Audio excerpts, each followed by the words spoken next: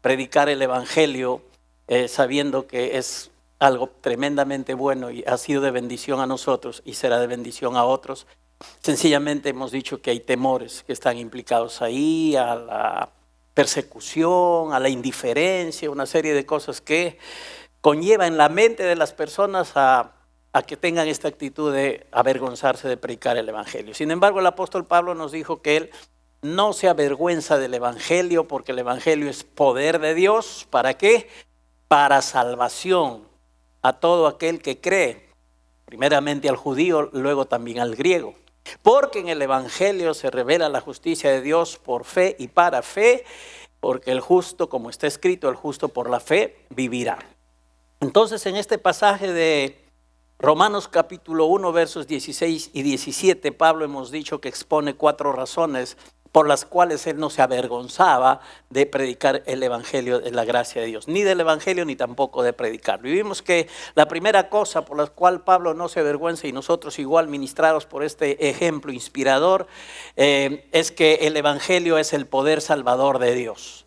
Este mensaje, que en el contexto de Pablo era un mensaje insensato o absurdo para los griegos y romanos, pues realmente era un mensaje poderoso para salvar a los pecadores. Y Pablo lo declara, dice: yo no me avergüenzo del evangelio, porque el evangelio es poder, no revela el poder de Dios, no habla acerca del poder de Dios, es poder de Dios para salvación. El que oye el evangelio va a ser afectado directamente por el poder de Dios. Si predicamos el evangelio, afectamos directamente las vidas de aquellos que abren su corazón para recibir esta predicación de la gracia de Dios. Así es que no tenemos que estar temerosos ni avergonzarnos de predicar el evangelio de la gracia de Dios.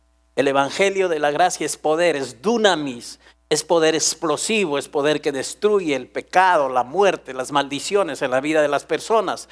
Pero también tiene poder de edificar, poder de transformar, poder de cambiar la vida de las personas. Entonces, en el evangelio hay doble poder. ¡Qué bendición! Poder para destrucción, pero también poder para construir, para salvar, para transformar vidas. Y Pablo nos muestra que no hay ningún otro mensaje, ninguna otra cosa que a la gente la pueda cambiar, sino es el evangelio de la gracia de Dios siendo predicado.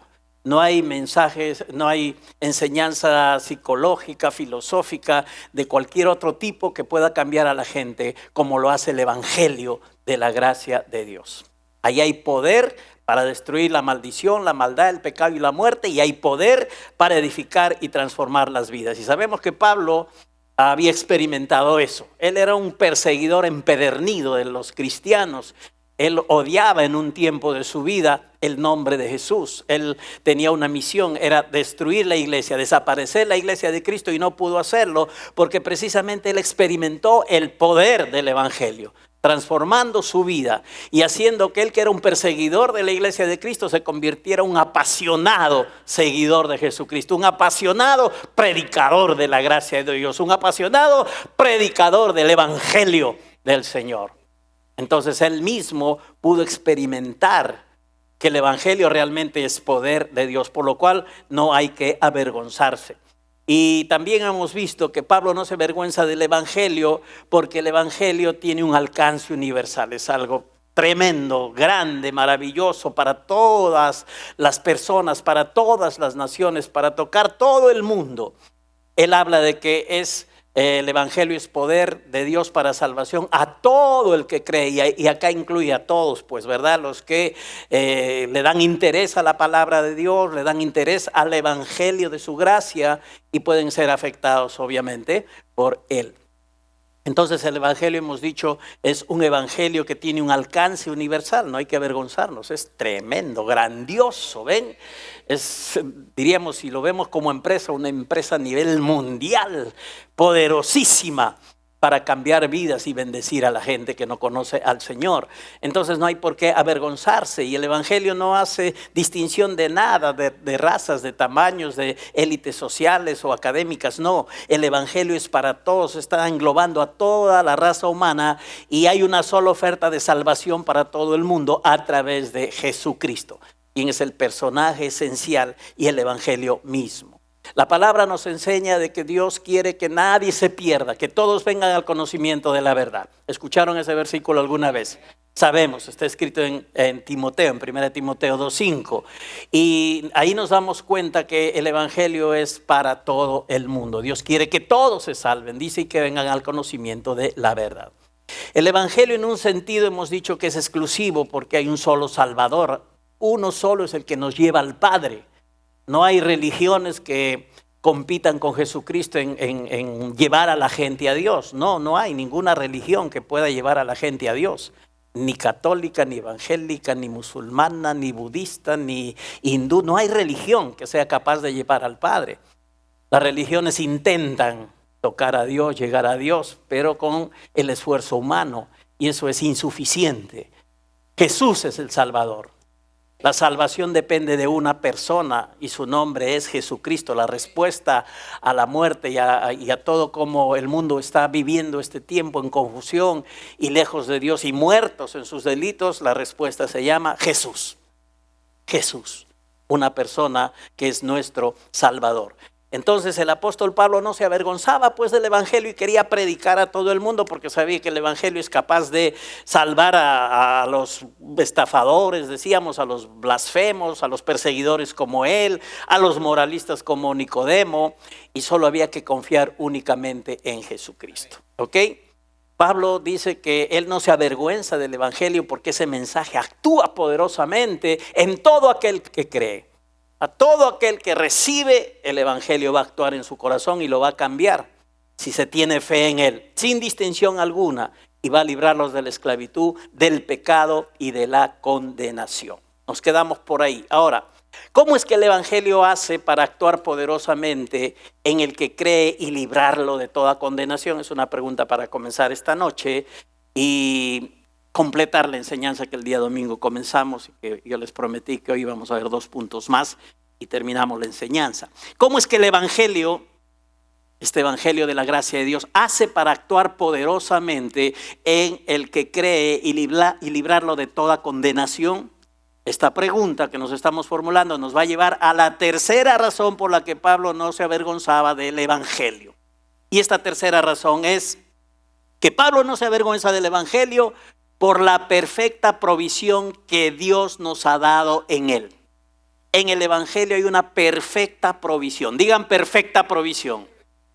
Algo que Dios ha provisto y que es infalible para quienes lo reciben.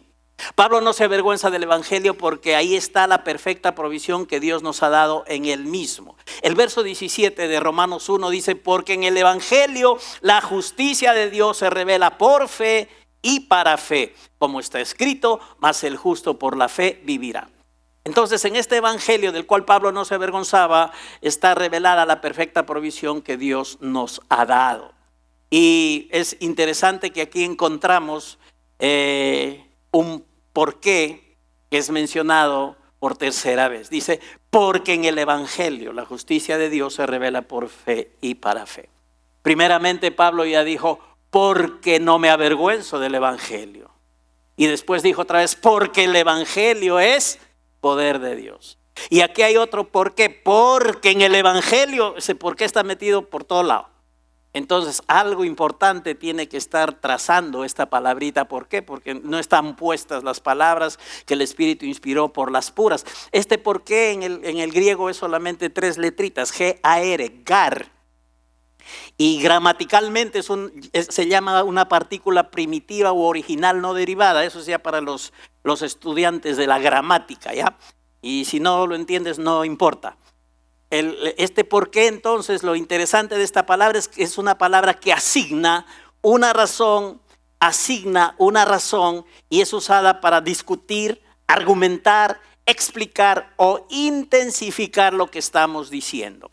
Este término ¿por qué? Porque no me avergüenzo del evangelio, porque es poder de Dios, porque en el evangelio es una palabra que asigna una razón y es usada para discutir, como Pablo lo está haciendo aquí, argumentar, explicar o intensificar el pensamiento y la experiencia que él tiene. Porque el evangelio dice, porque en el evangelio la justicia de Dios se revela por fe y para fe. Entonces acá el regalo implicado, la perfecta provisión que Dios nos ha dado en el Evangelio se llama la justicia de Dios. Lo que está implicado en el Evangelio, por lo cual Pablo no se avergonzaba del Evangelio, es la justicia de Dios. Digan la justicia de Dios. Porque en el Evangelio está revelada la justicia de Dios, Pablo no se avergonzaba de él. Ahora, no es exagerado decir que el correcto entendimiento, digan correcto entendimiento, porque si no entendemos bien y si lo miramos superficialmente este asunto sin comprensión, entonces no vamos a tomar realmente todo lo que implica y toda la bendición que hay ahí para nosotros. Ok, no es exagerado decir que el correcto entendimiento de este texto a finales de la Edad Media produjo una de las más grandes revoluciones, avivamientos en la historia de la iglesia. Cuando a un monje, ustedes saben de quién hablamos, llamado Martín Lutero, le encargaron enseñar el curso de Romanos, de la epístola de Pablo a los Romanos, en la Universidad de Wittenberg. ¿Ok? Lo llamaron a este monje para que él se hiciera cargo de enseñar, diríamos, el curso de Romanos ahí en la Universidad de Wittenberg. Ahora, Lutero, antes de ser maestro y profesor y ser monje, fue estudiante de abogacía, de derecho, de filosofía, y entendía muy bien cómo funcionaba la ley. Cuando él comienza a estudiar la carta a los romanos, él estaba bien confundido inicialmente, desesperado, porque no entendía consigo mismo, él se sentía mal porque no entendía por qué Dios obra como obra y qué significa la justicia de Dios y cómo se puede agradar a un Dios perfectamente justo siendo un pecador como él se consideraba. Él, hasta que recibió esa revelación de ser justos por la fe, él se laceraba el alma pensando en su indignidad. Tenía una conciencia grandísima de pecado. Y eso le hacía daño, lo molestaba. Él se desesperaba y tenía problemas consigo mismo. Entonces él tenía una gran conciencia de pecado. Los estudiosos de su biografía dicen que los confesores, en el contexto católico, religioso en el cual él se desempeñaba como monje, ¿saben qué es un confesor? ¿Sí? Bueno, ustedes se han ido a un confesor. Hoy ya no vienen a un confesor. Bueno, los de cuna no han ido a un confesor. Se han librado. Pero bueno, los que han escrito sobre la vida de Martín Lutero dicen que él estaba tan lleno de esta conciencia de pecado antes de recibir la revelación, que cuando iba a sus confesores, estos confesores le tenían pánico. ¿Por qué? Porque demoraba 3 a 4 horas haciéndose las confesiones. ¿Qué hacía Martín Lutero? Comenzaba a hablar de cada uno de sus pecados y explicarlo con lujo de detalles, con fecha y con todo. Él tenía una conciencia única de pecado y pasaba 3 horas, hasta 4 horas. Y dicen que cuando a veces se olvidaba de algo, regresaba otra vez. Ya el confesor estaba en un jato tremendo después de tanto tiempo de oír cosas. Pero esta era la realidad que él vivía. Y esto le causaba un gran problema consigo mismo. Él estaba desesperado. La pregunta que Lutero se hacía es: ¿cómo Pablo puede decir que el Evangelio es una buena noticia porque revela la justicia de Dios? Es que él no entendía realmente qué era la justicia de Dios. Como muchos de nosotros antes de recibir la luz y el entendimiento, ¿verdad? Saber que Dios es justo es una verdad espiritual, pero no es tan buena noticia. Porque si lo ves por un lado del carácter de Dios, Él como un Dios justo, al injusto le va a dar duro, al impío le va a dar duro si es que no recibe de su gracia. Entonces esa no es tan buena noticia. Saber que Dios le va a pagar a cada uno como se merece no es una buena noticia, aunque es una verdad espiritual. Entonces el asunto es: ¿cómo Pablo dice que no me avergüenzo del Evangelio porque en esta buena noticia se revela la justicia de Dios? Esa era la pregunta en la mente de Lutero. Ahora, Martín Lutero tuvo que llegar al punto que por el Espíritu, estando ahí en la lectura de la palabra de Dios y ya dependiendo de la enseñanza del Espíritu Santo, llegar al punto por el Espíritu de entender que Pablo aquí no está hablando del carácter justo de Dios, sino de la justicia que Dios provee como un regalo gratuito por gracia, por medio de la fe en Cristo a los que no tienen ninguna justicia. Eso es tremendo, yo lo voy a repetir. Me ha bendecido muchísimo. Martín Lutero tuvo que entender por el Espíritu que Pablo aquí no está hablando del carácter justo de Dios, sino de la justicia que Dios provee como un regalo gratuitamente por gracia, por medio de la fe en Cristo, a aquellos que no tienen ninguna justicia, aquellos que somos injustos totalmente antes de conocer a Cristo. Viene la provisión, viene el regalo de Dios. Por eso Pablo decía, no me avergüenzo del Evangelio, porque en el Evangelio se revela la justicia de Dios como regalo, no el carácter de Dios, sino el regalo de Dios a la vida de los injustos. Gloria a Dios. ¿Cuánta gente feliz tenemos esta noche? Eso es buenazo, de verdad. Eso es para darle gracias a Dios de por vida. Y entender esto es maravilloso. Esto trajo realmente gran gozo a mi corazón. Esta es la justicia que viene de Dios al pecador. Es la justicia que Dios provee como un regalo de gracia por medio de Cristo, quien se hizo hombre para cumplir a la perfección todas las demandas de la ley. Él, mientras desarrolló su ministerio, todas las demandas de la ley moral de Dios, Él las cumplió, cada cosa de la ley. Y luego ir a la cruz para pagar con su muerte lo que la ley demandaba de los transgresores. Por eso Pablo dice en 2 Corintios 5:21 que al que no conoció pecado, al que cumplió la ley, al que fue perfecto en todo, al que no tenía mancha en lo absoluto, al que no conoció pecado por nosotros lo hizo pecado, para que nosotros fuésemos hechos justicia de Dios en Cristo Jesús, en Él.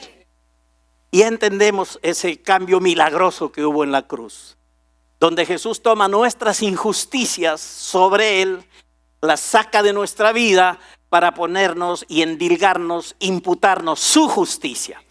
No solamente nos quita las injusticias, sino que nos da su justicia.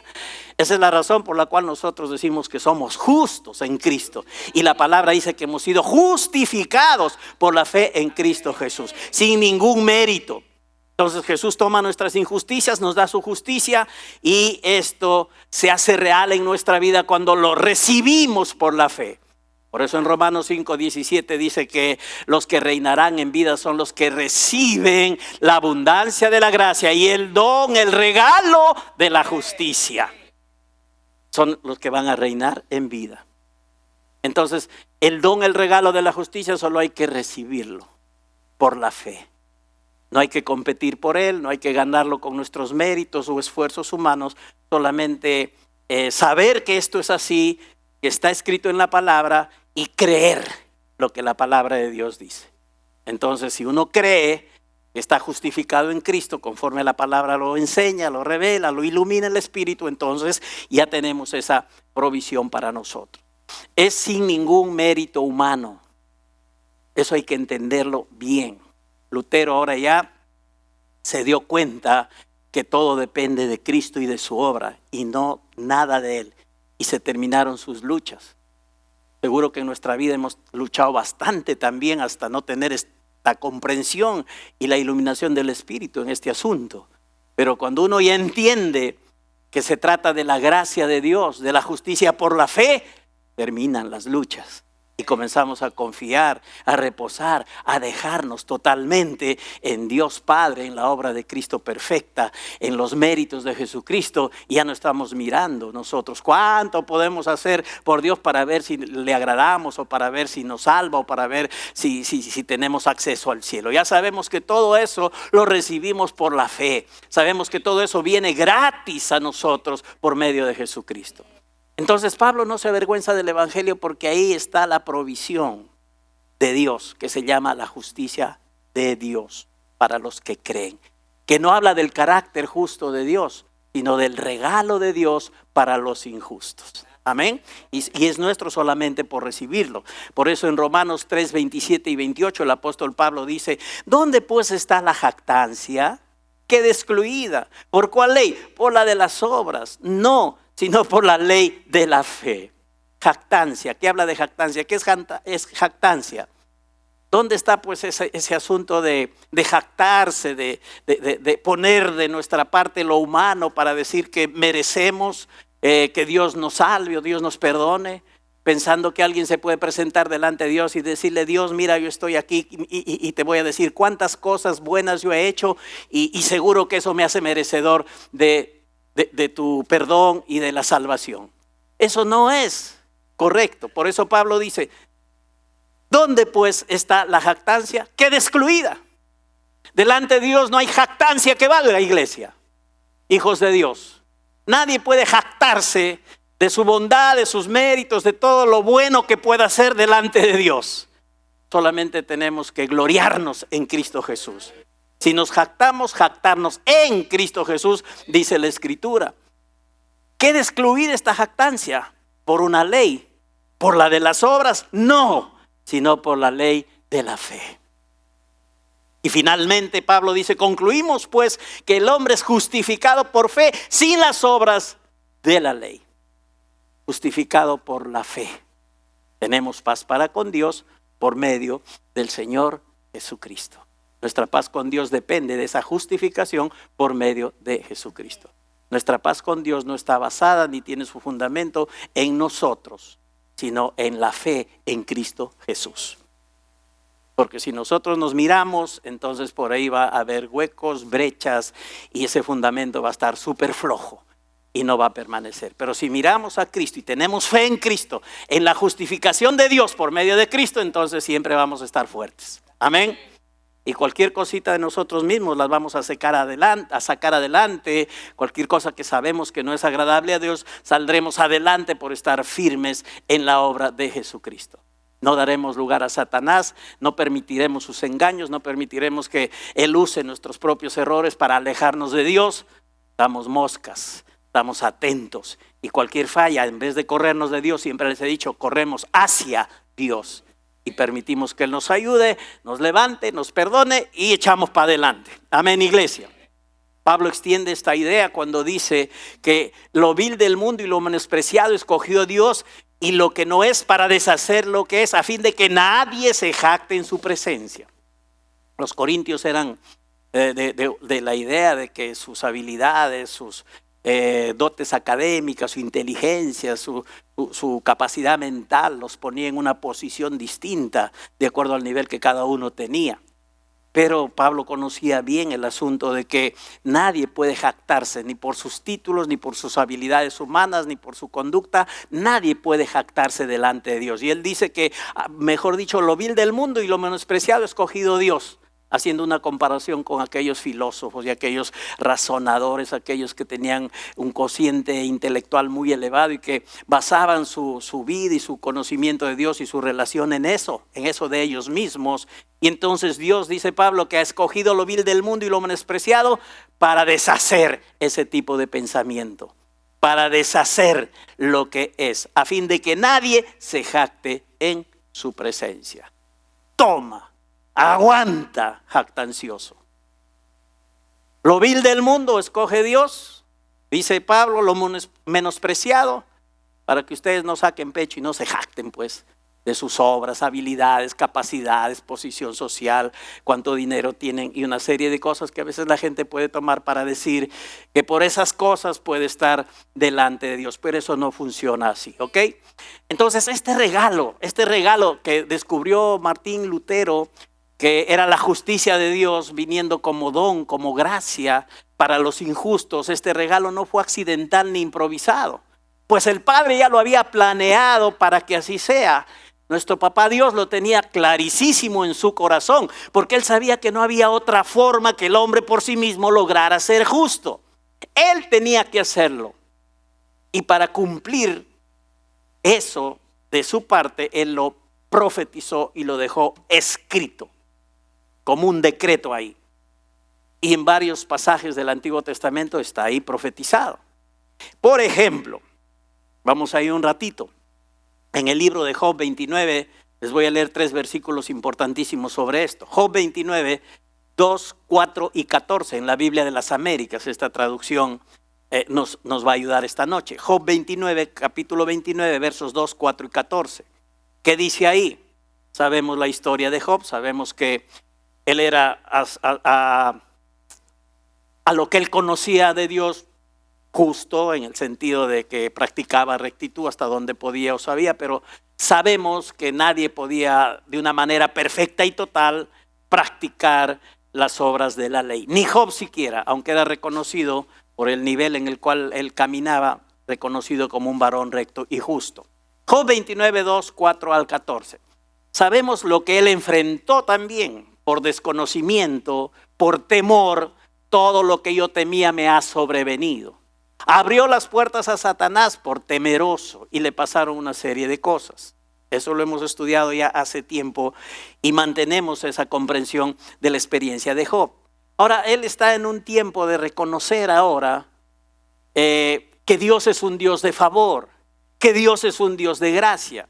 Ahora, él dice, ¿quién me diera volver a ser como en meses pasados? Ahorita él está pasando una situación difícil, ¿no? Con sus hijos, con su situación misma en cuanto a sus cosas. El diablo ha comenzado, le hizo ya daño. Él tiene unos amigos que no le están ayudando, por lo menos 2 de ellos no colaboran en nada para ayudarle. Y él está diciendo, ¿quién me diera a volver a ser como en meses pasados? Miren cómo él ahora reconoce y dice, como en los días en que Dios velaba sobre mí. A Dios era el que le cuidaba. Él decía, primero Jehová dio, Jehová quitó. Bendito sea el nombre de Jehová. Pero resulta que el que le quitaba era el diablo y no Jehová. Entonces él hablaba honestamente y sinceramente, pero hasta donde conocía. Ahora ya vemos a otro Job influenciado de una manera distinta. ¿Y qué está diciendo Job ahora en esta circunstancia? Dios velaba sobre mí, como era yo en los días de mi juventud, cuando el favor de Dios estaba sobre mi tienda. Otra traducción dice sobre mi casa. Otra dice más específicamente sobre mi vida. Ahora Job reconoce que el favor de Dios estaba sobre él. Él quería volver ya a salir de esta experiencia y recordaba que Dios velaba sobre él y que el favor de Dios estaba sobre su casa, sobre su hogar, sobre su vida. Ahora dice el verso 14, interesante, porque en este libro se revela la justicia de Dios. Y dice, de justicia me vestía. De justicia me vestía y ella me cubría. Miren, yo no sé si Job lo entendió plenamente esto que él estaba hablando por el Espíritu, pero ahora sí lo comprendemos nosotros, que ya conocemos acerca de la justicia de Dios y podemos analizar e interpretar este texto a la luz del nuevo pacto y de la obra de Cristo. De justicia me vestía y ella me cubría. Yo creo que esto está escrito para que nosotros entendamos que desde el antiguo pacto Dios estaba interesado en que su justicia sea conocida y él la profetizó en varios libros del Antiguo Testamento. De justicia me vestía, ella me cubría, como manto y turbante era mi derecho. Las cosas a las que yo tengo derecho están basadas en la justicia que me cubre. Todas las cosas a las cuales tú y yo tenemos derecho en este nuevo tiempo, en este nuevo pacto, que la obra de Cristo ya ha sido hecha, todo derecho que tenemos es a causa de la justicia de Dios en Cristo Jesús. Aquí estamos justificados por la fe en Cristo Jesús. No hay otra cosa que te dé derecho. Nada, absolutamente nada. Ningún mérito de ningún tipo. Lo único que nos da derecho es la justificación en Cristo Jesús, que la hemos recibido por la fe. Ahora, Job es el libro más antiguo de la Biblia, el más antiguo. Expertos, estudiosos de la recopilación de las escrituras creen que fue escrito por Moisés alrededor del año 1473 antes de Cristo. Por supuesto que no hay uniformidad en esto y a veces hay algunas discrepancias, pero la mayoría de estudiosos de la Biblia en este sentido, recopiladores, hablan de que Moisés fue quien lo escribió y es el libro más antiguo de la Biblia. Es el primer libro escrito, diríamos así. Génesis en nuestras Biblias es el primero en el orden, pero en antigüedad el libro más antiguo es Job. Y en el primer libro, en el más antiguo, ya está revelada la justicia de Dios en Cristo Jesús. De justicia me vestía y ella me cubría. Con manto y turbante era mi derecho. Todos mis derechos y bendiciones y beneficios están en la cobertura que tengo de la justicia de Dios.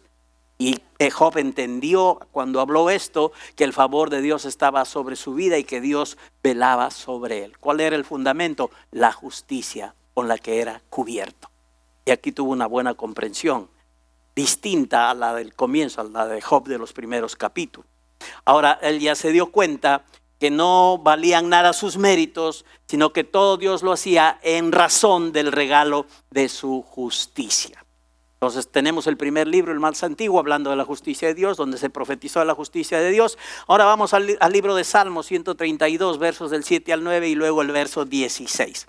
Salmo 132, quizá nunca hemos visto este versículo aquí en la iglesia, de verdad que no recuerdo haberlo hecho, pero gracias a Dios porque aquí también hay buena palabra para nuestra vida. Y podemos decir que la palabra de Dios es buena, iglesia. De acuerdo, la palabra de Dios es buena. Amén. Entremos a sus moradas. Salmo 132, versos 7 al 9 y luego el verso 16. Entremos a sus moradas. Postrémonos ante el estrado de sus pies. Levántate, Señor, al lugar de tu reposo. ¿Cuál es el lugar del reposo de Dios? Dios tiene un lugar de reposo. Es donde Él está descansando en cuanto a la salvación, porque Él ya lo hizo todo en Cristo Jesús. Dios está haciendo cosas con su gente salva y con el mundo no salvo, pero Él ya proveyó todo lo necesario para la salvación.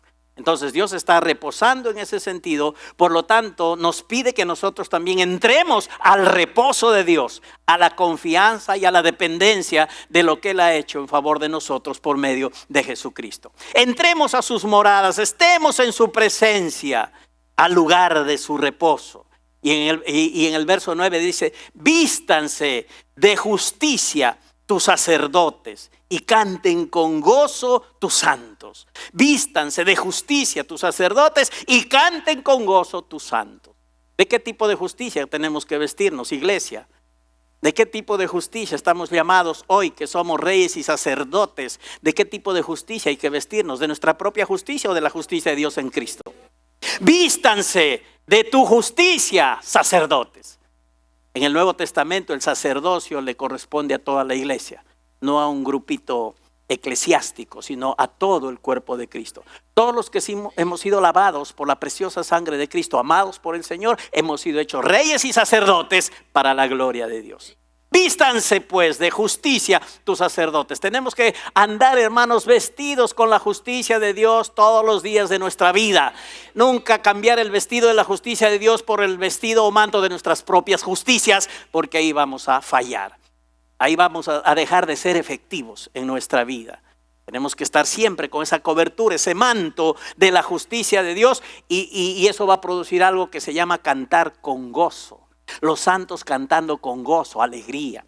Cuando tú te das cuenta que tu vida depende no de ti mismo, sino de la obra de Cristo y la justicia de Dios en Cristo Jesús que has recibido por fe gratuitamente, entonces hay un gozo pues que aflora. Porque en Cristo estás completo, en Cristo estás perfecto, en Cristo Dios te ve así, como su Hijo amado, y Él no cambia su perspectiva. Y tú puedes estar alegre, contento, gozoso, dándole alabanza y gloria a Dios. Pero tiene que ser la justicia de Cristo, que en el verso 16 Dios aclara el asunto. Y dice, a sus sacerdotes también vestiré. Ten cuidado, no creas que es tu propia justicia. Por eso en el verso 16 dice, a sus sacerdotes también vestiré de salvación. De la justicia que trae salvación. Pero ¿quién es el que viste? Nota, en el verso 9 dice, vístanse. Pero en el verso 16, hey, cuidado, no es de sus justicias, es que yo les visto, yo soy el que les visto. ¿Y con qué nos viste el Señor? Con su justicia, con la justicia que es de Él en Cristo Jesús. Y luego dice lo mismo que el verso 9, sus santos darán voces de júbilo. Dios nos viste de justicia. Esto está entonces revelado y profetizado desde el Antiguo Testamento. En gran manera me gozaré en Jehová. Mi alma se alegrará en mi Dios porque me vistió con vestidura de salvación. Me rodeó con manto de justicia. Como a novio me atavió y como a novia adornada en sus joyas. Ese es un pasaje clásico que habla de la justicia de Dios, de los vestidos de justicia y salvación que el Señor pone para cada uno de nosotros. Está en Isaías 61:10. por lo cual nos gozamos. En gran manera me gozaré en Jehová, mi alma se alegrará porque me vistió con vestiduras de salvación y me rodeó con manto de justicia. ¿Quién ha hecho eso? Iglesia, ¿quién ha hecho eso? ¿Quién nos ha vestido con manto de justicia y con ropas de salvación? Nuestro Dios. En gran manera me gozaré, en Jehová mi alma se alegrará, en mi Dios porque me vistió con vestiduras de salvación. Por medio de Jesucristo, obviamente, quien nos ha justificado. Entonces la justicia de Cristo, hermanos, nos ha sido imputada. Y hoy tenemos paz para con Dios a causa de eso. Ahora entendamos, es la única justicia, esta justicia de Dios en Cristo. Es la única justicia que Dios acepta, porque es perfecta y porque es la única igual a la suya. La justicia que Cristo nos da en esa justificación gratuita que recibimos por la fe, es la única que es igual a la justicia del Padre. Por eso es la única que también el Padre acepta. No acepta ningún otro tipo de justicia. Cualquier otra cosa delante de Dios, Dios lo ha dicho, que todas nuestras justicias son como trapo de inmundicia. Ya está escrito eso.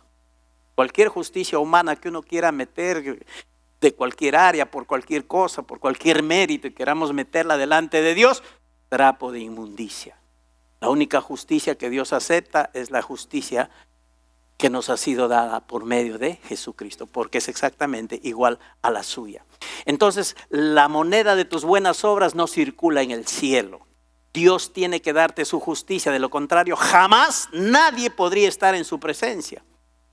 Dios por medio del Evangelio puso en nuestra cuenta las inescrutables riquezas de Cristo únicamente por medio de la fe en Él. Por eso en Él somos todo y en Él lo tenemos todos. ¿Cuántos dicen amén? Terminamos. ¿Por qué Pablo no se avergüenza del Evangelio? Porque la salvación que Dios ofrece, este es el punto 4, depende de Él, de Dios, de principio a fin. Porque en el Evangelio la justicia de Dios se revela por fe y para fe. Como está escrito, el justo por la fe vivirá. Pablo no se avergüenza del Evangelio porque la salvación que Dios ofrece depende de Él por fe y para fe, de principio a fin, para que los que hemos creído tengamos una vida de fe. Como siempre lo decimos, no épocas, ni tiempos, ni momentos de fe, sino una vida de fe. Escrito está, el justo por la fe vivirá. Por la fe vivirá. Ese vivirá es global, abarca toda tu vida, todos los días, todos los momentos, todas las horas, minutos y segundos de tu vida. Para vivirlos por fe. La salvación que el Evangelio nos da, entonces no se trata de una salvación que comienza por fe y luego va a depender de nosotros, de nuestro esfuerzo para conservarla. No, esta salvación que recibimos es por fe y para fe. La justicia de Dios se revela por fe para comenzar a caminar una vida de fe con Dios y también para conservar y para vivir esa vida de fe. No momentito, sino toda una vida de fe. La salvación es por fe y para fe. En el original, esta expresión por fe y para fe dice que es desde la fe hacia la fe. Descansa originalmente en Cristo para salvarnos, pero te lleva a seguir descansando en Cristo por la fe el resto de tu vida. Qué lindo, ¿no? Comenzar por fe y todo el resto de nuestra vida vivir por la misma fe. Seguridad al nacer de nuevo porque Cristo es nuestro Salvador. Seguridad para vivir toda nuestra vida porque Cristo está con nosotros. Y porque somos el cuerpo de Cristo. Y porque Dios está de nuestra parte. Dios está de nuestro lado. Entonces, continuamente tenemos que seguir descansando en el favor que Dios otorga a sus hijos. Únicamente gracias a Jesucristo. El favor de Dios para nosotros es únicamente gracias a Jesucristo.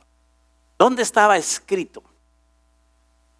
Porque escrito está, dice Romanos 1:17, como está escrito, el justo por la fe vivirá. Entonces en el Antiguo Testamento, en Habacuc 2:4, dice que el justo por la fe vivirá. Y aquí nos damos cuenta que es el mismo mensaje en ambos testamentos. Porque siempre en el corazón de Dios ha estado, y por eso profetizó en el Antiguo Testamento la justificación en Cristo, siempre ha estado que esa es la única manera de que el hombre pueda estar en su presencia y ser salvo.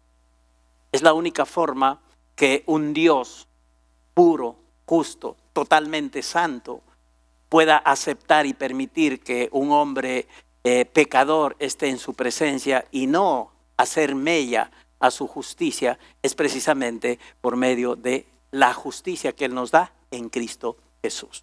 Cristo es la respuesta de Dios mismo para nosotros. Y para poder vivir agradablemente a Él y para poder ser hijos suyos y para vivir una vida de fe. Dios le dice al hombre también a través de esta declaración que el justo por su fe vivirá. Le dice que en medio de las circunstancias de la vida tenemos que seguir confiando en Él, iglesia, hijos de Dios. En medio de las adversidades que encontramos en nuestra vida, en este tiempo y en los días por venir, tenemos que seguir confiando en Dios y saber que hay que vivir por fe en medio de las circunstancias que pueden ser adversas que se presentan en la vida. Aunque no seamos capaces de entender a veces lo que Dios está haciendo, porque a veces nuestra mente no alcanza a ver. Nosotros queremos que las cosas sean hechas a nuestra manera, a lo que pensamos, a nuestro ritmo, a nuestro tiempo, a nuestra necesidad. Y no vemos a Dios, a su plan y a su propósito más amplio. Y entonces medio que desespera el asunto, medio que incomoda. Y a veces preguntamos, ¿por qué? ¿Por qué? ¿Por qué? O ¿dónde está Dios? O parece que Dios se olvidó de mí. Pero debemos mantener nuestra fe constante, continua. Por más que sientas o por más que te parezca que la situación te invita a pensar que Dios se olvidó de ti, eso no es cierto, esa no es la verdad. Cuando tú no lo sientes es cuando más Dios está contigo, cuando más Dios no te deja. Dios está contigo por la presencia del Espíritu Santo. Entonces, aunque no seamos capaces de entender lo que está pasando o lo que Dios está haciendo, hay que vivir por fe, iglesia. La vida cristiana comienza descansando en Cristo por la fe para salvación y continúa descansando en Cristo en medio de las circunstancias más adversas que tengamos que enfrentar, incluyendo el hecho de que tenemos que lidiar con nosotros mismos, con nuestras debilidades y con nuestras fallas. ¿Sí? Hay que vivir por fe.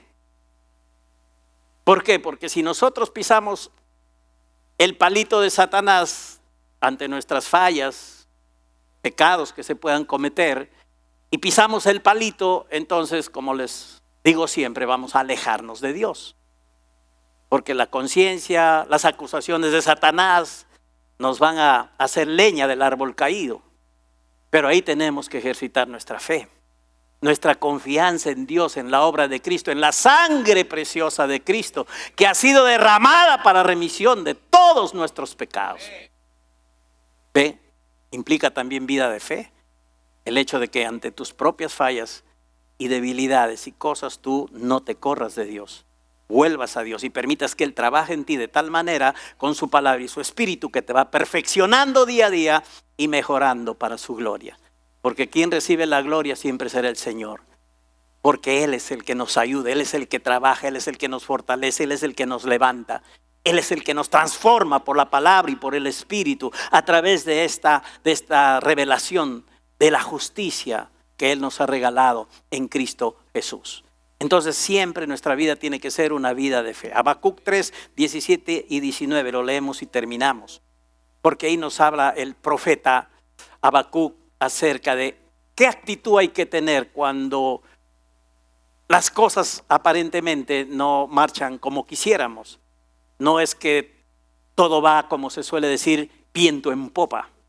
No es que todo está bonito para darle la gloria a Dios. Miren cómo hay que estar preparados para una vida de fe, predispuestos, aunque la situación sea difícil. Noten cómo Habacuc habla por el Espíritu y dice, aunque posibilidad puede pasar, y tienes que estar preparado para seguir viviendo por fe. Aunque la higuera no florezca, ni en las vides haya frutos, aunque falte el producto del olivo, y en los labrados no den mantenimiento, y las ovejas sean quitadas de la majada, y no haya vacas en los corrales. El verso 18 de Habacuc 3 dice, con todo,